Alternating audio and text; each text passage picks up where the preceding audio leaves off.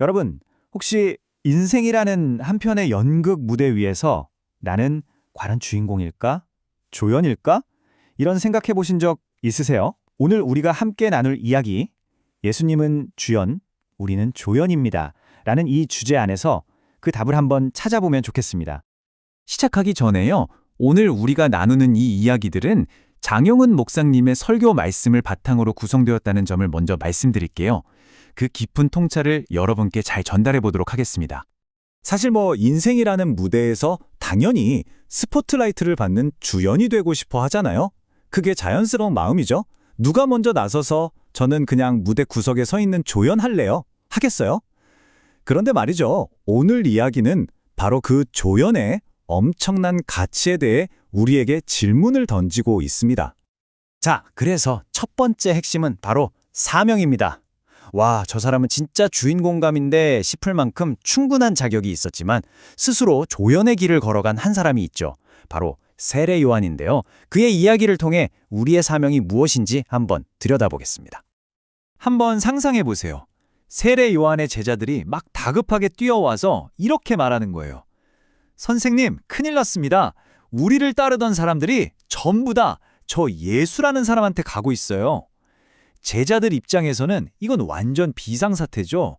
자기 세력이 약해지는 위기처럼 보였을 겁니다. 그런데 세례 요한의 생각은 완전히 달랐습니다.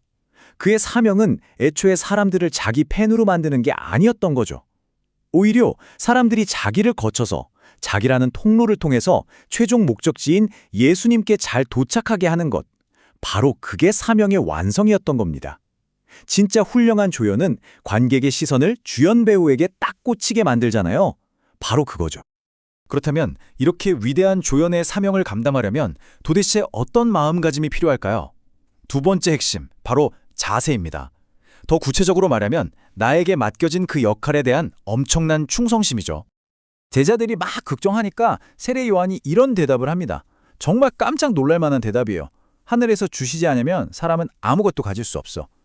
이 말은 뭐냐면요. 지금 예수님이 뜨고 내가 좀 인기가 식는 것 같아 보이는 이 모든 상황조차 전부 하나님의 큰 그림 안에 있다는 고백이에요. 아, 내가 가진 인기, 영향력, 이거 다 내 게 아니라 하나님이 잠시 맡겨주신 거구나. 이걸 정확히 알았던 거죠. 이 표를 보면 세례 요한이 자기 역할을 얼마나 명확하게 알았는지 딱 보입니다. 단 한순간도 자기가 주인공일지도 모른다는 착각을 안 해요. 나는 그리스도가 아니다. 나는 그분보다 먼저 와서 길을 닦는 사람일 뿐이다. 나는 그분이 누구신지 증언하는 사람이다. 이렇게 자기 자리를 분명하게 선을 긋는 거죠. 그러면서 정말 멋진 비유를 하나 드는데요. 바로 신랑의 친구라는 비유입니다. 여러분, 결혼식의 주인공은 누구죠? 당연히 신랑, 신부잖아요.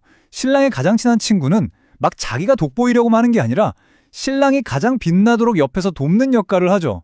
세례 요한은 자기가 바로 그 신랑 친구라는 거예요. 신랑 되신 예수님의 목소리를 듣는 것만으로도 나는 너무 기쁘고 내 역할은 다 했다. 이렇게 말하는 겁니다.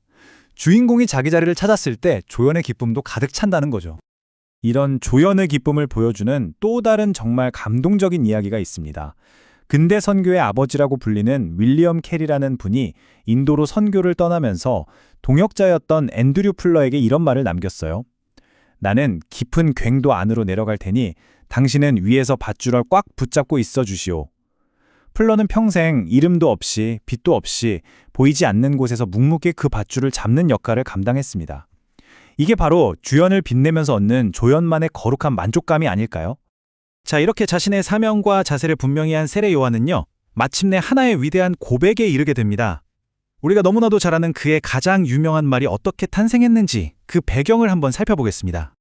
세례 요한은 그냥 감정적으로 예수님이 주인공이야 라고 말한 게 아니에요. 아주 논리적으로 왜 예수님이 주인공이셔야만 하는지 그 이유를 설명합니다. 첫째, 그분은 위, 즉 하늘로부터 오신 분이다. 둘째, 하늘의 일을 직접 보고 들은 것을 증언하시는 분이다. 셋째, 성령을 한량 없이 제한 없이 받으신 분이다. 그리고 마지막으로 아버지 하나님께서 모든 것을 그분의 손에 맡기셨기 때문이다. 이 네 가지 이유를 들어보면 반박할 수가 없죠. 예수님의 권위가 절대적이라는 걸 명확하게 보여줍니다. 이렇게 압도적인 이유들을 차곡차곡 쌓아 올린 다음에 마침내 그의 위대한 고백이 터져 나오는 겁니다. 그는 흥하여야 하겠고 나는 쇠하여야 하리라. 여러분, 이건 절대 패배자의 슬픈 한탄이 아니에요. 주연이 얼마나 위대한지를 알기 때문에 터져 나오는 조연의 가장 큰 기쁨과 확신에 찬 선언인 겁니다. 그럼 나는 쇠하여야 한다는 게 도대체 무슨 뜻일까요? 내가 뭐 없어져야 한다는 뜻일까요? 전혀 아닙니다. 오히려 내가 내 인생의 운전대를 꽉 붙잡고 낑낑대던 그 고집을 내려놓고 이 세상에서 가장 유능한 베스트 드라이버이신 예수님께 운전대를 넘겨드리는 것. 이게 바로 진정한 순종이고 가장 지혜로운 선택이라는 거죠. 그 안에서 진짜 자유를 맛볼 수 있습니다. 자, 이 모든 것을 받아들인 조연이 최종적으로 얻는 보상은 과연 무엇일까요? 마지막으로 이 조연만이 누릴 수 있는 참된 기쁨이 무엇인지 한번 정리해 보겠습니다. 오늘 이야기가 우리에게 주는 교훈은 아주 명확합니다. 딱 3가지로 정리할 수 있어요. 첫째, 사람들의 시선과 마음을 나에게 묶어두지 말고 진짜 주인공이신 예수님께로 흘려보내십시오. 둘째, 자꾸 주인공이 되려고 애쓰기보다 나에게 맡겨진 조연의 자리에서 최고의 충성을 다하십시오. 그리고 마지막으로 주연이신 예수님이 점점 더 빛날수록 더 큰 기쁨으로 한 걸음 뒤로 물러설 줄 아는 지혜를 배우는 겁니다. 정말 중요한 거니까 다시 한번 강조할게요. 내가 쇠하여진다는 건 결코 나의 소멸이나 실패를 의미하는 게 아닙니다. 그건 오히려 이 세상에서 가장 안전하고 가장 능력 있는 그분의 선에 나를 온전히 맡기는 최고의 지혜이자 가장 깊은 신뢰의 표현입니다. 오늘 우리는 인생의 주연과 조연에 대한 아주 새로운 관점을 나눠봤습니다. 이제 이 질문을 우리 각자에게 던져보면서 오늘 이야기를 마무리할까 합니다. 당신의 삶이라는 무대에서 예수님을 진짜 주연으로 모신다는 것은 구체적으로 어떤 모습일까요? 이 질문에 대한 나만의 답을 찾아가는 귀한 여정이 되시기를 바랍니다.